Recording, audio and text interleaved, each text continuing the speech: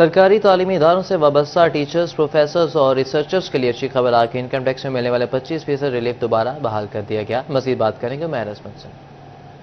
جی، سرکاری تعلیمی اداروں کے اساتذہ، ریسرچرز، انتظامی افسران، یونیورسٹیوں کے وائس چانسلرز کے لیے اچھی خبر ہے کہ ایف بی آر نے انکم ٹیکس میں جو ملنے والا ریلیف تھا وہ دوبارہ بحال کر دیا ہے۔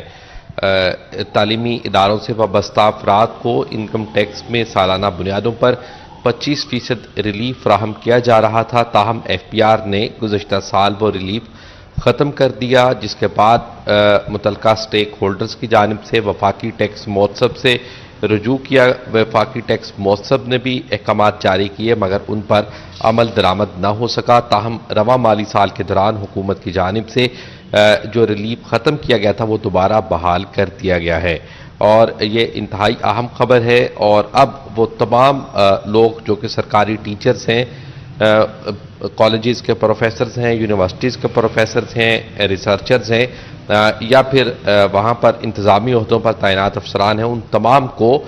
انکم ٹیکس میں 25% ریلیف فراہم کیا جائے گا، اور وہ اپنا ٹیکس جو ہے 25% کٹوتی کرنے کے بعد جمع کروائیں گے۔ تاہم وہ لوگ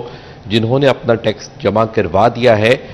تو وہ ان کا 25% جو ہے وہ ایف بی آر اس بات کا پابند ہوگا کہ وہ ان کو ریفنڈ کرے۔ متعلقہ افراد یا اساتذہ جو ہے وہ اس کا ریفنڈ کلیم کریں گے، اور ایف بی آر کی جانب سے ان کو اس 25% رقم کی ادائیگی کر دی جائے گی، یا پھر آئندہ مالی سال کا جو ٹیکس ہوگا اس میں اس کی ایڈجسٹمنٹ کر دی جائے گی۔